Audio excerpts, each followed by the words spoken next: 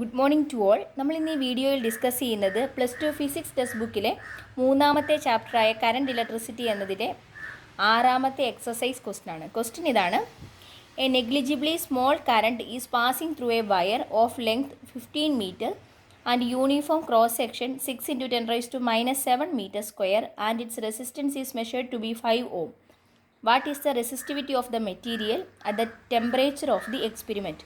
അതായത് നമ്മളോട് പറഞ്ഞിരിക്കുന്ന ഇതാണ്: 15 മീറ്റർ നീളമുള്ള ഒരു വയറിൽ കൂടി കറണ്ട് കടന്നു പോകുന്നു. അതിൻ്റെ ഏരിയ ഓഫ് ക്രോസ് സെക്ഷൻ തന്നിട്ടുണ്ട്. റെസിസ്റ്റൻസ് കാൽക്കുലേറ്റ് ചെയ്ത് 5 ohm തന്നിട്ടുണ്ട്. അങ്ങനെയാണെങ്കിൽ റെസിസ്റ്റിവിറ്റി, ആ വയറിൻ്റെ മെറ്റീരിയലിൻ്റെ റെസിസ്റ്റിവിറ്റിയാണ് ചോദിച്ചിരിക്കുന്നത്. നമുക്ക് എങ്ങനെയാണ് ചെയ്യുന്നതെന്ന് നോക്കാം. തന്നിരിക്കുന്ന ഓരോന്നായിട്ട് എടുത്തെഴുതാം. തന്നിരിക്കുന്നത് ഒന്ന് ലെങ്ത് തന്നിട്ടുണ്ട്.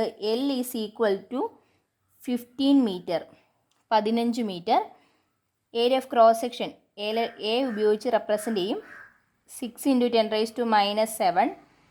റെസിസ്റ്റൻസ് തന്നിട്ടുണ്ട് R is equal to 5 ohm. അങ്ങനെയാണെങ്കിൽ റെസിസ്റ്റിവിറ്റിയാണ് കാൽക്കുലേറ്റ് ചെയ്യേണ്ടത്. റെസിസ്റ്റൻസും ലെങ്തും ഏരിയ ഓഫ് ക്രോസ് സെക്ഷനോട് കണക്ട് ചെയ്യുന്ന ഒരു ഇക്വേഷനാണ് R is equal to ρl/A എന്നുള്ളത്. അതിനെ ക്രോസ് മൾട്ടിപ്ലൈ ചെയ്യുക. അപ്പോൾ എന്ത് കിട്ടും? R × A is equal to ρ × L.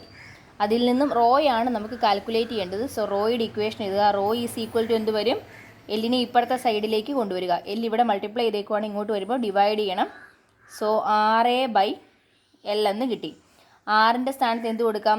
5 എന്ന് കൊടുക്കാം. ഇൻറ്റു എയുടെ സ്ഥാനത്ത് 6 ഡിവൈഡഡ് ബൈ എല്ലിൻ്റെ സ്ഥാനത്ത് 15. 5ഉം 15 കൂടെ വെട്ടി ഇവിടെ 3 ആയി. 6ഉം 3 കൂടെ വെട്ടി ഇവിടെ 2 ആയി. അപ്പോൾ ഉത്തരം 2 × 10⁻⁻7 എന്ന് കിട്ടി. അതിൻ്റെ യൂണിറ്റ് എന്താണ്?